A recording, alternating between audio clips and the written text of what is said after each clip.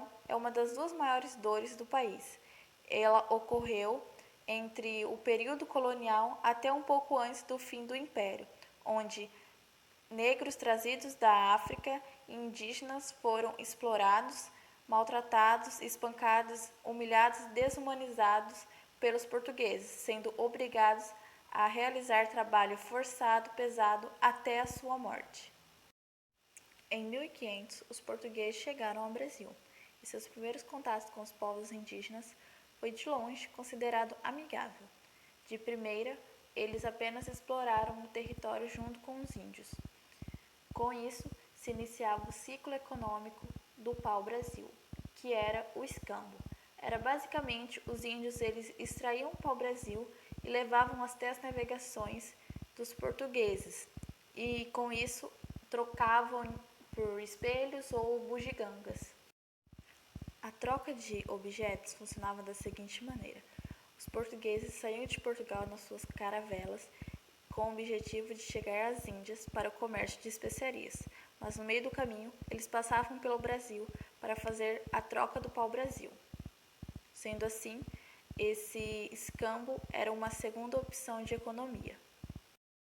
No entanto, uma possível invasão por parte de piratas ingleses fez com que ocorresse uma crise no comércio de especiarias, fazendo assim Portugal investir definitivamente na exploração e posse do Brasil.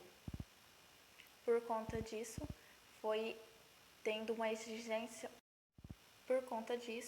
exigiu-se uma maior extração de matéria-prima do Brasil, e com isso precisaria de mais pessoas para fazer esse trabalho pesado, e foi aí que os índios começaram a ser explorados. Já não havia mais trocas de objetos, de espelhos nem bugigangas. Os portugueses começaram a forçar índios, batendo neles, usando da sua força física para obrigar eles a trabalhar para os portugueses em troca de nada. Muitos indígenas fugiram para o interior do Brasil com medo de ser escravizados, e com isso ocorreu várias disseminação de várias tribos brasileiras. A escravidão indígena foi a primeira tentativa da coroa portuguesa de mão de obra no Brasil. No entanto, o português apenas sofreu com esse tipo de trabalho do que teve algum benefício, pois os indígenas não aguentaram muito tempo a carga de trabalho que eles sofriam e com toda a violência. Sendo assim, muitos morriam logo cedo, e com isso eles decidiram trocar a escravidão indígena pela africana. Jesuíta era uma figura religiosa que veio junto com a coroa para o Brasil com o objetivo de catequizar os índios e expandir o cristianismo. Ele era um defensor dos indígenas. Sua presença, junto com a fuga para regiões mais distantes e a indisponibilidade para o trabalho intensivo exigido pela coroa, fez com que Portugal repensasse formas de mão de obra para a lavoura de cana-de-açúcar. Logo, a opção mais lucrativa seria a escravidão africana, que era mais vantajoso pelo fato de que os africanos seriam mais fortes e aguentavam mais tempo o trabalho escravo. Como que com os índios eles não conseguiram manter esse trabalho escravo diretamente, eles procuraram outros meios para suprir todas as necessidades. Como a cana-de-açúcar estava expandindo bastante aqui no Brasil e eles precisavam de outras pessoas para fazer esse trabalho, então eles acabaram recorrendo aos africanos que estavam sendo vendidos lá na África. Então esses portugueses, eles foram até a África e lá eles compravam esses escravos e revendiam aqui no Brasil. Eles vinham em navios com pequenos, né, pela proporção de pessoas que viam neles, e com isso muitos deles acabavam morrendo e não aguentando chegar até o Brasil. Eles vinham para cá para a realização desse trabalho em plantações de açúcar e logo após para café e até mesmo para minas de ouro. Assim, né, que eles eram comprados para a realização desses trabalhos, eles não necessariamente eram todos levados para engenho, mas a grande maioria desses africanos eram voltados para o trabalho em engenho, por conta da cana-de-açúcar, que estava sendo muito presente no Brasil. e com isso eles precisavam de mais e mais pessoas. Com os trabalhos no engenho, né, eles viviam nessas fazendas, eles dormiam em senzalas, a comida era totalmente regrada e não era o suficiente. Fora que também a jornada de trabalho era bem cansativa, tendo que trabalhar muito e descansar pouco, tendo assim em média de 15 a 20 horas de trabalho por dia, tendo essa carga horária bem carregada por conta que eles trabalhavam na derrubada, na plantação da cana-de-açúcar, desde a derrubada, né, das matas, assim, para a produção do açúcar. Não bastando todo o sacrifício do trabalho, com muita carga horária, tipo, muito pesada, falta de alimentação, a moradia, né, porque eles moravam nessas fazendas, e ficavam hospedados nas senzalas. Muitos deles eram punidos pelos feitores, né, que eram os chefes ali, que estavam sempre olhando o trabalho e tudo mais.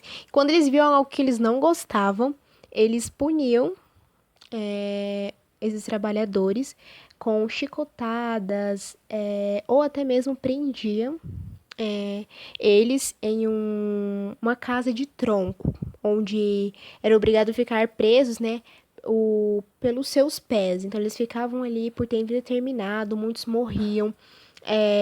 Porque os castigos, né, eram totalmente brutais, e muitas deles, né, quando eram chicotadas, eles eram colocados no meio de muita gente para essas outras pessoas verem que ele está apanhando, para essas outras pessoas não fazerem, não repetirem o que essa outra pessoa fez. Não só com o trabalho nos engenhos, né?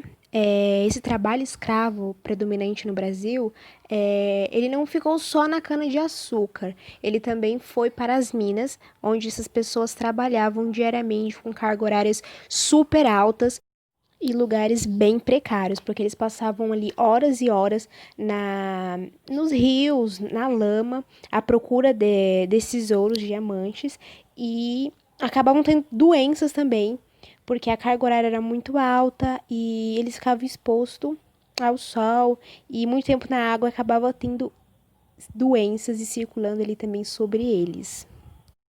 Tiveram também que buscar mais pessoas na África para fazer esse tipo de trabalho. Mas como com o passar do tempo, né, o minério começou a perder esse valor, essa ganância maior, foram para os cafezais, e aí novamente se repetia a carga horária muito alta para pouco descanso e situações precárias para essas pessoas, enfatizando ainda mais o trabalho escravo aqui no Brasil. Durante todo esse tempo de escravidão aqui no Brasil, desde o começo com os indígenas e agora com os africanos, houve uma grande resistência de ambas das partes. Eles fugiam, esses escravos, eles fugiam para a mata e criando assim quilombos por conta do excessivo trabalho que eles tinham, da carga horária alta, eles não aguentavam, eles acabavam morrendo e começando assim essa resistência. Em 1888, dia 3 de maio de 1888, foi requerido a Lei Áurea, que abolia a escravidão aqui no Brasil. Mas essa lei entre si, ela ajudou, por conta que acabou, né, a escravidão. E só que essas pessoas que agora eram livres, elas não tinham para onde recorrer, pois não tinham terra, dinheiro, elas não receberam nada em troca de todo o seu trabalho. E elas acabaram voltando, ou até mesmo nem saindo dessas fazendas, continuando esse trabalho, que infelizmente o trabalho escravo no Brasil ainda existe. Olá pessoal, agora estarei dando continuidade apresentando a vocês dados e casos de trabalho escravo no Brasil. Para começar, eu queria ressaltar que, como todos vocês já viram, o Brasil foi o último país do mundo que aboliu de uma forma oficial o trabalho escravo. Porém, todos nós já sabemos que não é bem assim na atualidade, pois ainda ocorrem vários casos de trabalho escravo no nosso país, infelizmente. E como é apresentado no mapa, os principais lugares que são afetados por esse trabalho escravo são as zonas principalmente da região norte, nordeste e centro-oeste do nosso país. A região que vale ser ressaltada aqui, que possui o maior casos de ocorrências de mão de obra escrava, com o qual as pessoas se encontram em condições desumanas, é a região norte. E o seu principal estado, que recebe o maior número de denúncias, é o Pará, pois, segundo o Ministério do Trabalho, ele é o estado que mais tem casos, né, denúncias. E mesmo por esses trabalhadores dessas regiões não possuírem viverem presos ou acorrentados, que nem no passado, ou sendo até mesmo trafegados aí, né, por navios cargueiros, eles vivem em condições totalmente desumanas. Eles não têm uma água mineral, tipo uma água saudável, eles bebem água suja. O local onde eles passam a maior parte do tempo é super precária, pois possui essa falta de equipamentos, né, de proteção individual, os EPIs. Muitos trabalhadores, eles vivem em locais totalmente lotados, que não dá nem para se movimentar ali, fechados, que não passa um vento, né, ali dentro daquele local. E muitos ficam no trabalho, nunca saem, por conta das dívidas que o patrão sempre vai aumentando, não recebe de uma forma adequada conforme o seu trabalho, recebe bem abaixo do que é legalmente oficial o valor, e muitos ficam nessa vida por conta disso, por conta dessas dívidas que vão sendo acumuladas. Na região da Amazônia, uma produção que possui altos índices de trabalho escravo é a produção de carvão, pois existe uma grande quantidade dessa produção de uma forma ilegal. Fora que com o aumento, né, do desmatamento na Amazônia, aumentou a maior quantidade de locais, né, empresas que fazem ali esse desmatamento para produzir o carvão, porque a principal matéria-prima é a madeira. E a falta de fiscalização ainda é super insuficiente para estar fiscalizando todos esses pontos onde ocorre este problema. E além de estar afetando a natureza, além desse grande problema, ainda ocorre o trabalho escravo. Segundo o site Notícias Viu, relata a história de jovens rapazes que viviam em condições desumanas, em condições de trabalho escravo na Amazônia, o qual esses rapazes, segundo a revista conta, eles moravam, dormiam em redes, o qual ficavam prendidas em uma cobertura, uma estrutura de palha, não possuíam paredes, esses locais, eles dormiam junto com a fumaça que saía dos fornos de carvão, não possuíam água potável para beberem, a temperatura do forno era muito alta, eles ficavam até começou a desenvolver problemas cardíacos, né, problemas no pulmão. Abordavam muito essa questão de uma jornada de trabalho bem braçal.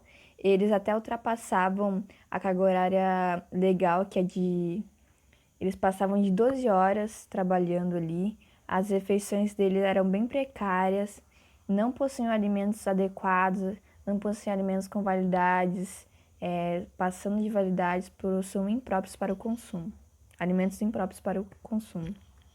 Esse é só mais um de milhares de casos que é vivenciado diariamente no nosso país, por conta dessa falta de adoção de técnicas agrícolas mais avançadas, mais tecnológicas, por conta também da condição geográfica que se encontra essas pessoas que passam por essa realidade triste de trabalho escravo e que muitas vezes elas nem percebem que está sendo escravizada, está passando por condições desumanas, porque ela já está acostumada com aquele dia a dia.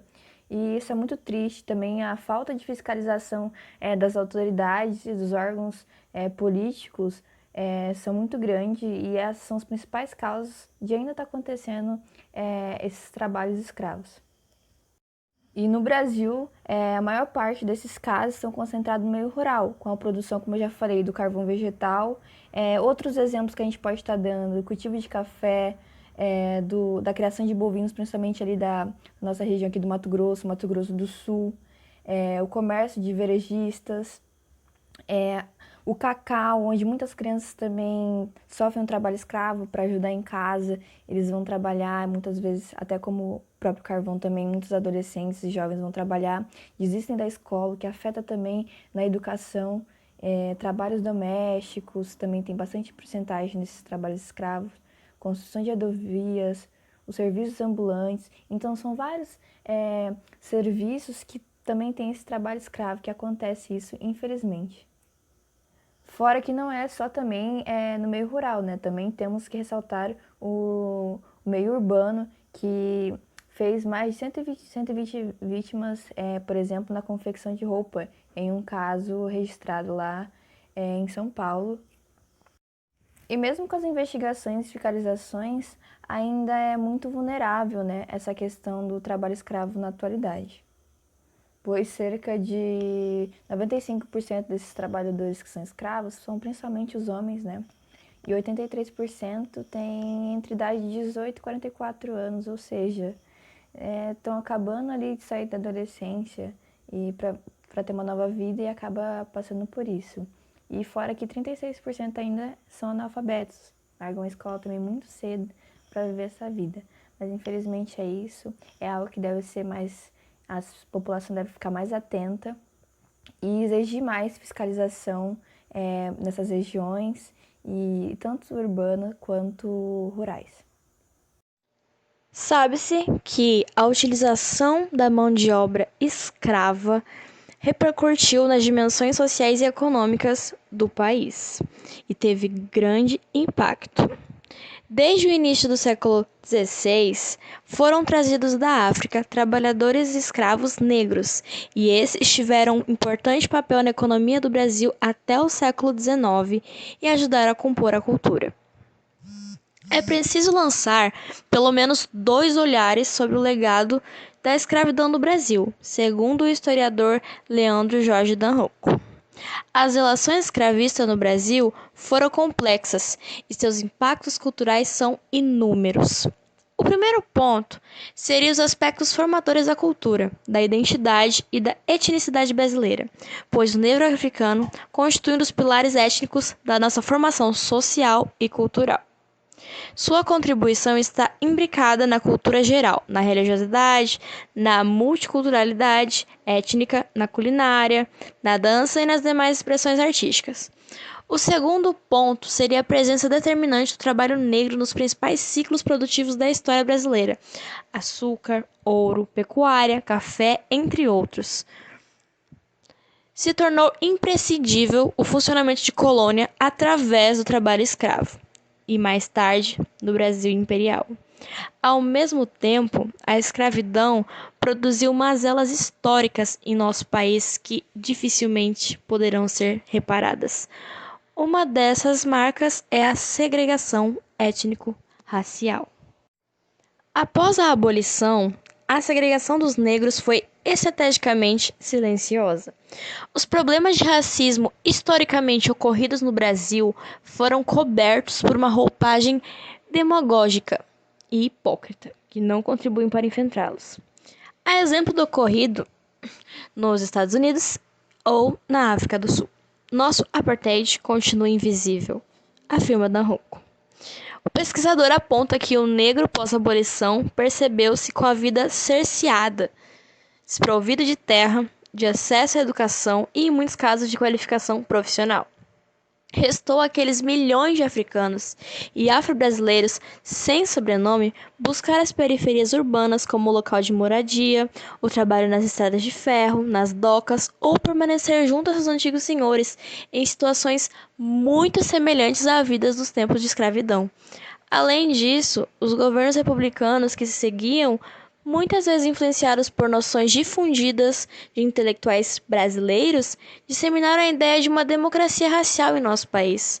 O historiador, sociólogo e antropólogo Gilberto Freire nos livros Casa Grande, Senzala e Sobrados e Mocambos, deu sua colaboração para isso. O conceito de democracia racial retira a escravidão da ótica de dominação. O mestiço afro-brasileiro comprovaria a mistura entre os diferentes em nosso país, atestando assim que não somos racistas.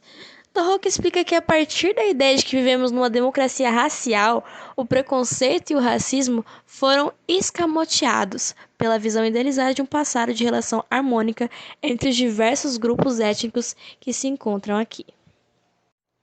Como relata Daniela do Carmo Camangeli, doutora em antropologia pela Universidade Estadual de Campinas, o racismo se faz presente no Brasil há muito tempo, de maneira particular e, na maior parte das vezes, encoberta.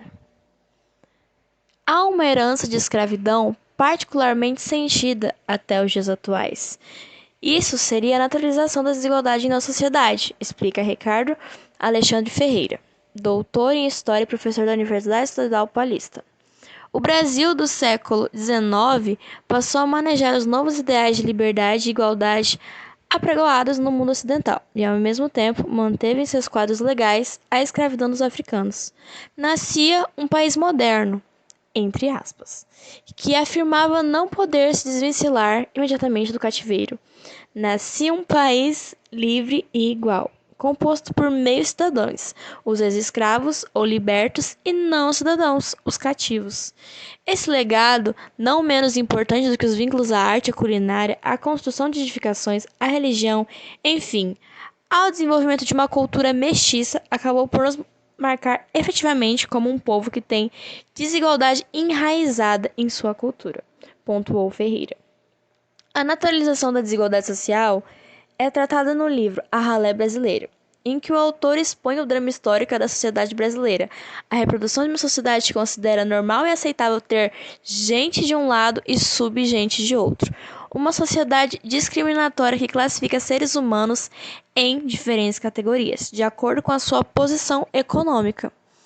No Brasil, devido aos processos históricos ligados à escravidão, a desigualdade social está muito atrelado à questão étnico-racial. De acordo com os dados do Instituto de Pesquisa Econômica Aplicada, de 1995 a 2005, acerca de especificações de situação social do negro no Brasil, ao longo de toda a vida, a população negra é a que mais sofre com o mau atendimento do sistema de saúde e termina por viver menos. Devido à situação de pobreza em que a população negra está majoritariamente inserida, bebês negros nascem com um peso inferior a bebês brancos e têm maior probabilidade de morrer antes de completarem 1 ano de idade, além da menor probabilidade de frequentar uma creche. São também os brasileiros negros que apresentam mais altas taxas de repetência na escola, o que muitas vezes os leva a abandonar os estudos em níveis educacionais inferiores aos de brancos. Jovens negros morrem de forma violenta em maior número que jovens brancos e têm probabilidade menor de encontrar um emprego. Quando empregados, recebem menos da metade do salário pago aos brancos, aposentam-se mais tarde e com rendimento inferiores. No que diz respeito ao quadro pós-abolição, Darroco lembra que, enquanto negros norte-americanos eram segregados no emprego, grande parcela dos negros brasileiros eram segregados do emprego. O mundo dos trabalhadores brasileiros foi perverso com os africanos e afrodescendentes livres. Décadas foram necessárias para amenizar as mazelas provocadas pela escravidão. Mesmo assim, os números ainda são implacáveis quando se trata de estabelecer parâmetros sobre os negros e pardos no Brasil. Índices de escolaridade, empregabilidade, vulnerabilidade social, entre outros, denunciam o legado da desigualdade social da história. O jornalista Laurentino Gomes aponta que a desigualdade social e o preconceito racial são legados da escravidão. Quando a gente fala de uma desigualdade social no Brasil, está falando de uma abolição que abandonou os escravos e seus descendentes à própria sorte. Então, essa foi a minha primeira surpresa, ver o quanto o assunto é importante. A escravidão explica todos os grandes eventos históricos do Brasil, a própria colonização, nossos ciclos econômicos, a guerra contra os holandeses, a independência e a república, afirma o jornalista. No Brasil, a relação entre escravidão, colonialismo e desigualdade é presente até os dias atuais, pois está no acesso à educação, na estruturação do mercado de trabalho, na escolha de representantes políticos, na forma como se vive até como se morre, ou seja, está presente em tudo. Um dos exemplos disso é a desigualdade do direito ao voto. Mesmo depois da abolição e da proclamação da República, cidadãos analfabetos não tinham direito, sendo que na década de 1950 representavam metade da população. Só em 1989, com as primeiras eleições direitas após a ditadura militar, podemos considerar que o voto universal de fato passou a vigorar no país. Na prática, não somente os ex-escravos, mas sim os pobres é que foram excluídos do jogo político durante um século, dos anos 1890 aos anos de 1980, diz Piketty. É fundamental que demos a devida importância a ter a consciência e refletir sobre as grandes consequências que a escravidão trouxe até atualmente, sendo uma dessas consequências a desigualdade social, que está muito presente. Esse é o nosso trabalho. Muito obrigado pela atenção.